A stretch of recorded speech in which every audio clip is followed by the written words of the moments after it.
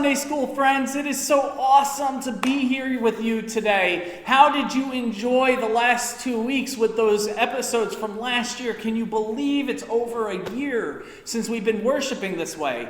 And I know just like I am, you're looking forward to getting back to person, being able to come to church, to see people, to see your friends. It's going to be an exciting thing. Sometimes when we're in a situation, it can be hard to believe that things are going to be better. And we're often looking with our eyes to see something that can make us believe, right? To see the news come off the TV telling us we can be back together again. Or to see the news that a vaccine is in the works. Or to see the news that something good is happening and so we can feel great about it and believe in it. But I want to tell you something that sounds a little counterintuitive, okay? And I'm going to give you 3 examples of the way that works. So here we are. Okay. We often hear the phrase, seeing is believing.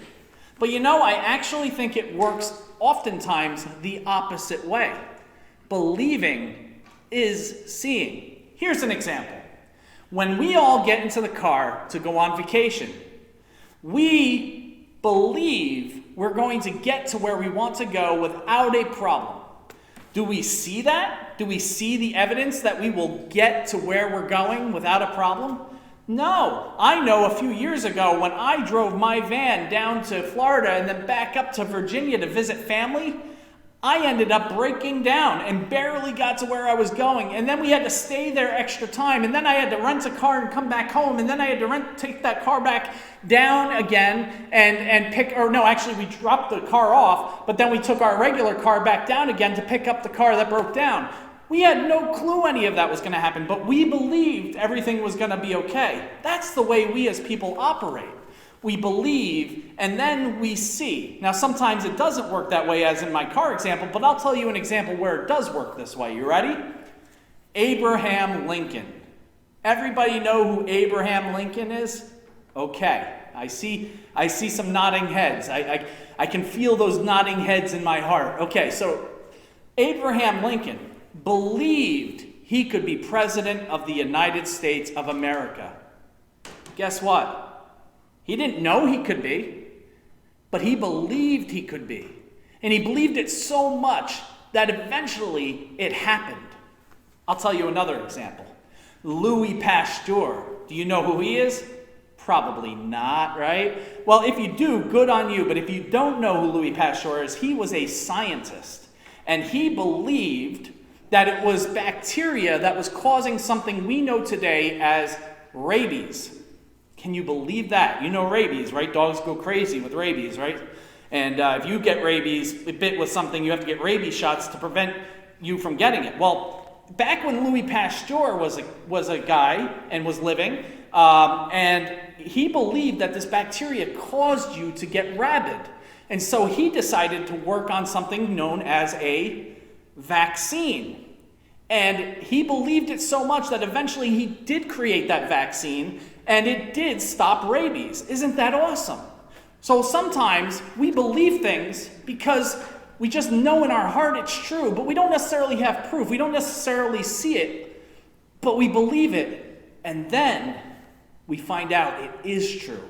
Let us pause right here and take a look at this video. Why are we here? Why is there something instead of nothing? Who made all this? Where did it come from? Where did it come from? Where did it come from? What does the Bible say? What does the Bible say?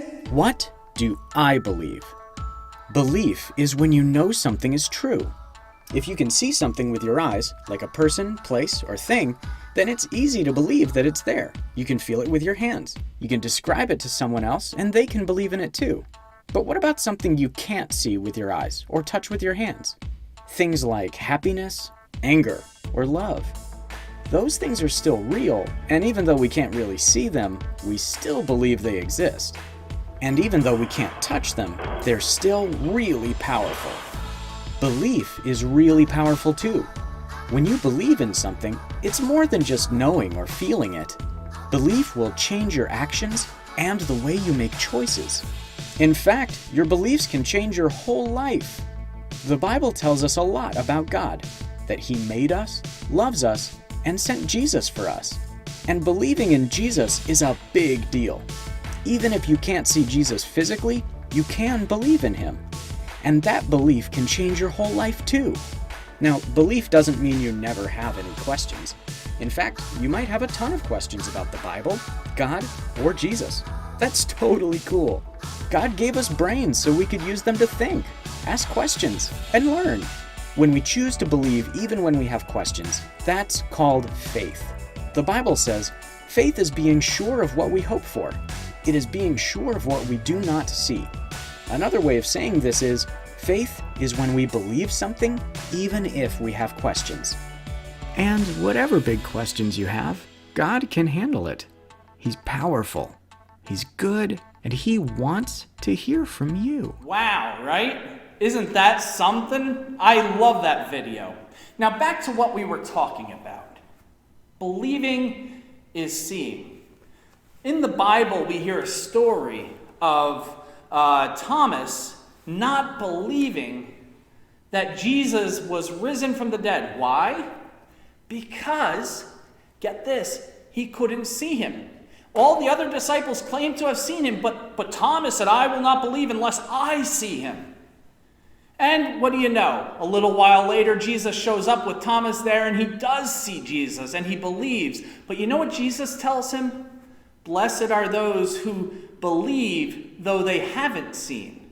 Why? Because that means your faith is strong. Let me tell you something, my Sunday school friends. Faith is the most important thing you can have in your life. Why? Because even though you don't see something, you know it to be true, and it carries you forward through good times and through bad. You may be bullied at school or made fun of, but you believe Jesus loves you, and that carries you past the bullying and also informs you to not be that way yourself.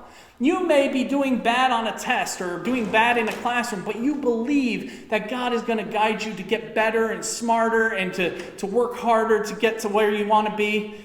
And because you believe it, you will get there. So sometimes we don't necessarily believe because we see, but we see because we believe. And so that's where we're going to leave it for today. Why don't we pray? Gracious and loving God, we thank you and praise you for our Sunday school friends. We thank you for giving them the faith, even the size of a mustard seed, so that they may believe and through believing know that you are with them, that you love them, and that you want them to be the special people that they are because you created them that way.